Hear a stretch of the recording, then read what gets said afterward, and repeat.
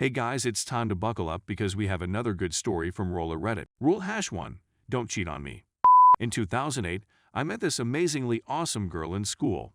Let's call her CR. I was 21 and she was just about to turn 19, and we both knew what love was for the first time in our lives. We were both going to a community college, me for theater design and her for education. We lived about half an hour apart, but that was nothing more than a minor inconvenience because we spent every free moment between classes together.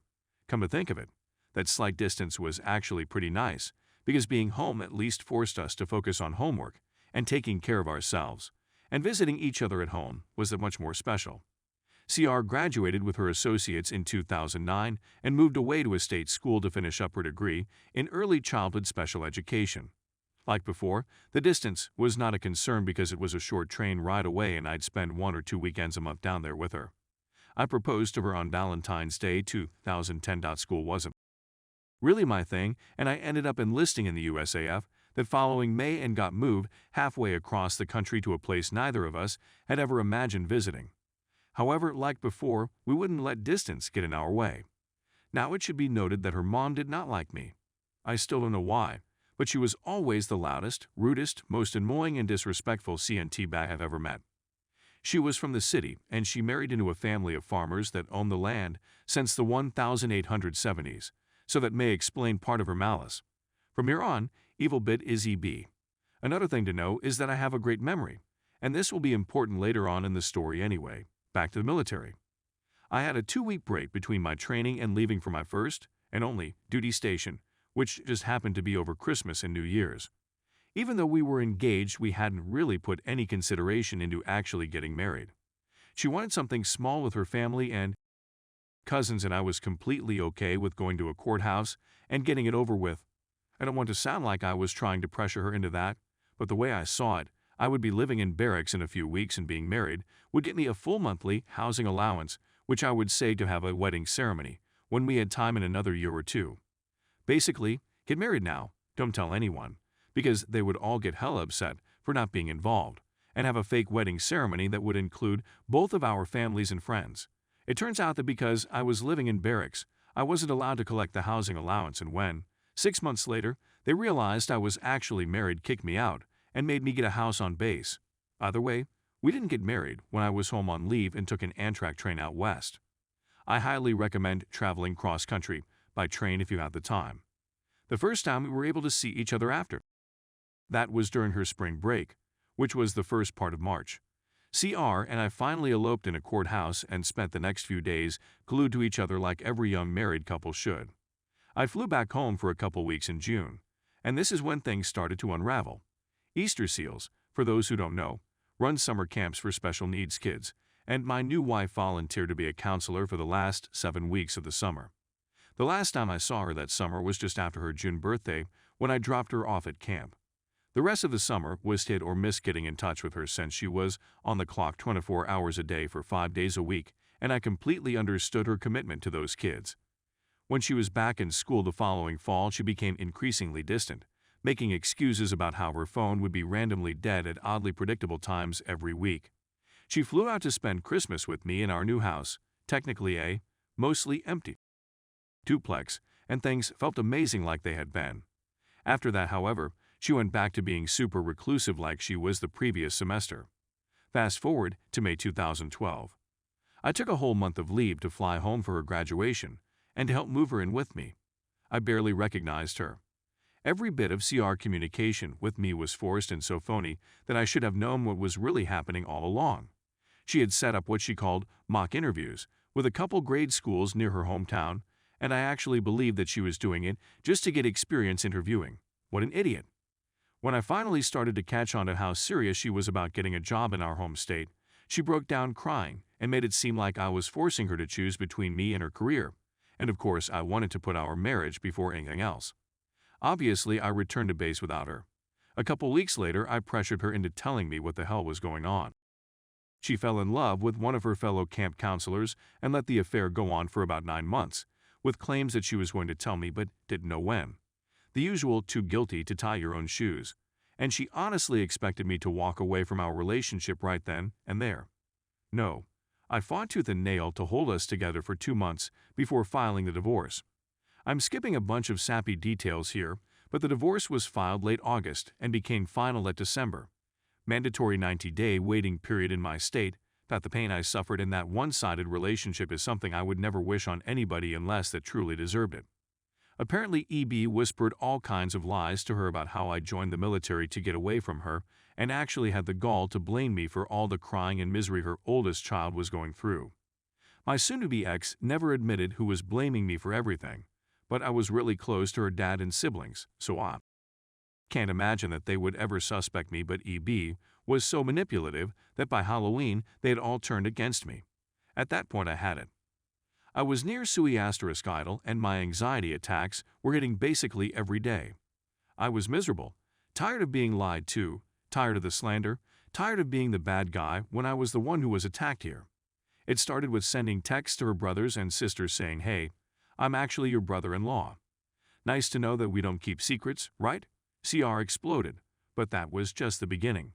I wrote a 3,000-word letter explaining in every detail I could recall exactly what happened. The fact that we were married, including copies of the marriage license and certificate. Our plans for the future and how I was the only one living up to our expectations. Where she met the guy she was ducking behind my back, his name, address, phone number, camp counselor name, so CR would have a harder time refuting it, and a bunch of other information that she made me keep secret from them. I sent copies to everyone in her extended family. Well, everyone I had an address for, her roommates, the summer camp she worked at, close professors she had brought up in old conversations, and the principal of the school she ended up working at. Calling the fraud catastrophic is an understatement. Her super devout Catholic family basically disowned her. Her reputation at her former school was shattered, and the tension at her new job was apparently high enough that CR was forced to resign from her position before Christmas break started. Getting those secrets off my chest was the most cathartic moment of my life. TLDR, my ex-wife and I got married in secret, but never lived together. She cheated on me for almost a year, and I got her disowned by her family and forced out of her first teaching job by telling everyone she was close to every dirty little secret I could remember. Story 2. I-24F. Think my dad, 50s, acts more like a toxic boyfriend than a father. My parents are divorced and have been for majority of my life, so I only saw my dad a few times a year, and it was perfectly fine. Great even. We had a great relationship, and I loved when he would visit. But those visits only be around 1 to 2 weeks at a time. When I was around 16/17, I spent 2 weeks at my dad's, and towards the end of the trip, he started getting passive-aggressive at times and snarky with me, on the occasion saying how much I look like my mom when I'm angry and stuff like that, but would play it off as playful. I came home to my mom saying that my dad and I have a limit of 1/2 weeks of quality time, which she laughed off. Fast forward a few years, I decided to have a change of scenery and went to college where my dad was because I loved the area where he lived and saw myself living there. But that meant I was living with my dad full-time. Things were okay for the most part until I had a family emergency and had to go back to my mom's, and my dad flipped, arguing that this was a plot by my mom's side of the family to get me back home. It was just needed there for my family for a little bit of time for support and assistance. I did come back to my dad a few months later and things were fine, until things weren't. My dad would yell at me in the car if I took a route he wasn't familiar, which just caused the GPS said so. Would start an argument if I didn't seem 100% grateful for groceries, and would say some passive-aggressive comment about how much money he spends of food for me. Though when I started buying my own food, he would come back at me at how he's my father, and it's his responsibility to feed me and how to not take the things he says so seriously. He would bring up things I did years ago, or recently constantly I mean things I did when I was angry at him at 8. He would gaslight me constant in arguments. But when the pandemic struck, things got worse, of course. This was stressful time, but the yelling and the arguments were already going on beforehand. The reason it got worse was because I decided to go home after suffering a panic attack. And he flipped the out on me. I couldn't call it argument, since I had learned a while ago to not entertain it, so it was my dad yelling at me for countless hours. He once again blamed my mother's side of the family for me wanting to go home, which was no true since I made the decision on my own at 3 a.m., and he was the first one I told. But unlike the last time he yelled at me, he made pointed comments that how I'm weak cause I always run back home when things get tough, just like my mom did. Mind you, he was yelling at me right after my panic attack, so I was sobbing begging him to stop me. He didn't. I called my mom about the situation, and it dawned on me that the way my father was yelling at me was as if he was talking to my mother or any ex-girlfriend. He had not his daughter. He also made comments about how, since I was weak, I would never make in the job career that I want, which was surprising to because up until this point my dad was my biggest supporter. I haven't been back to my dad's for over a year because I decided to finish out schooling in my home state while riding out the pandemic. But this time apart made me think about a lot of things. As I said to /me/ at least my dad seems like a toxic ex, that a father because of everything that went down before I left, the calls he would give me guilt-tripping me for leaving, about how depressed he is now that I'm gone. If I go without calling him for a day, he gets snarky, even though the phone works both ways. Now it was just the negative situations that happen that make me feel this way. There were some, I suppose, non-negative things my dad did that aren't exactly bad, just weird to me. He would slap my butt on the occasion, even though I told him not to. Would hold my hand when we were out and about. If we were at a concert, he would wrap his arms around me. If we were out to dinner, he would put an arm around me and stroke me cheek. Call me pet, names like kitten or babe.